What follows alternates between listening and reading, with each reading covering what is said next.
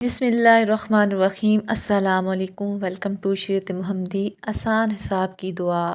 سیدنا عائشہ رضی اللہ عنہا سے روایت ہے کہ انہوں نے نبی صلی اللہ علیہ وسلم کو ایک نماز میں یہ دعا کرتے ہوئے سنا: اللہم حاسبنی حسابا یسیرا، اے اللہ میرا حساب آسان لینا۔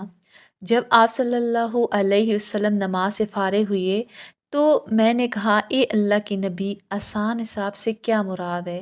آپ صلی اللہ علیہ وسلم نے فرمایا: اس کا مطلب یہ ہے کہ اللہ اس کا نامہ اعمال دیکھیں اور درگزر فرمائیں۔ ایک روایت کے مطابق بندے پر اس کے گناہ پیش کیے جائیں اور پھر ان کو فوراً معاف بھی کر دیا جائے۔ اے عائشہ، قیامت کے دن جس آدمی سے تفصیلی حساب لیا گیا وہ تو ہلاک ہو جائے گا۔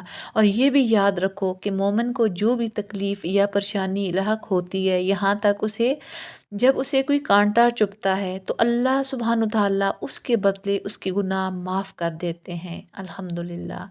آپ صلی اللہ علیہ وسلم اس دعا کو کثرت کے ساتھ پڑھا کرتے تھے: اللہم حاسبنی حسابا یسیرا، اے اللہ مجھ سے آسان حساب لینا۔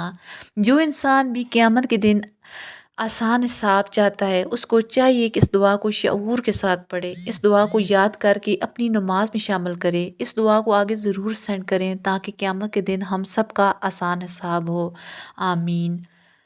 آئے ہم بھی اپنے عمل کا حساب کر لیں۔ اللہ تعالیٰ کے حساب لینے سے پہلے اپنا محاسبہ۔ سیدنا عمر رضی اللہ عنہ کہا کرتے تھے کہ اللہ تعالیٰ کے حساب لینے سے پہلے اپنا محاسبہ کرتے رہو۔ نامہ اعمال میزان میں رکھے جانے سے پہلے خود اپنے اعمال کا جائزہ لیتے رہو۔